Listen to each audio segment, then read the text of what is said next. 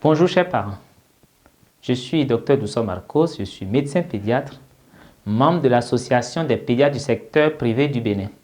En 2018, l'Organisation mondiale de la santé rapporte 56% de femmes anémiées dans les pays en voie de développement. Et plusieurs raisons expliquent cette situation.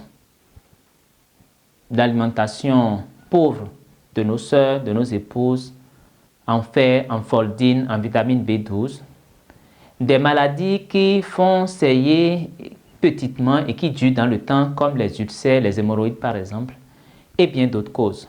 Un jour, j'ai reçu en consultation un nouveau-né prématuré. Et comme l'exige la démarche médicale, j'ai fouillé un peu dans le dossier maternel pour comprendre la cause de cette prématurité. J'ai pu noter que cette mère était anémiée dès les premiers mois de sa grossesse. En l'interrogeant, mes collaborateurs et moi, nous nous sommes rendus compte également que son alimentation n'était pas bonne. Elle ne prenait pas correctement, comme ça se devait, ni la viande, ni le poisson. Elle ne prenait pas suffisamment les légumes et les fruits. Et de plus, cette maman ne se déparasitait pas régulièrement. Ce qui nous a le plus marqué chez cette maman, elle ne prenait pas correctement ni le fer, ni la foldine qui lui étaient prescrits par les sages-femmes. Deux médicaments essentiels pour prévenir l'anémie et les complications de l'anémie pendant la grossesse.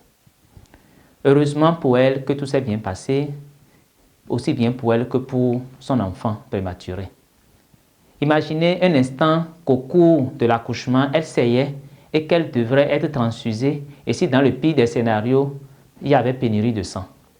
Alors, chère mère, chère future mère, mes conseils de ce jour, c'est pour vous dire de consulter un agent de santé et de vous faire prendre en charge correctement pour toute maladie susceptible de vous faire saigner, même petitement. Dès que vous avez un projet, dès que vous avez un désir de maternité, consultez les sages-femmes, les gynécologues, en tout cas consultez un médecin, un agent de santé. Il vous sera prescrit de la foldine tout au moins pendant 3 mois, non seulement pour vous épargner, pour prévenir l'anémie chez vous, mais pour éviter chez votre enfant d'avoir des malformations congénitales comme vous pouvez le voir sur votre écran. Consommez quotidiennement 2 à 3 portions de viande, y compris les abats, le foie. Consommez du poisson, consommez tout aliment d'origine animale. Et vous devez prendre tous les jours, sans exception, les fruits et les légumes.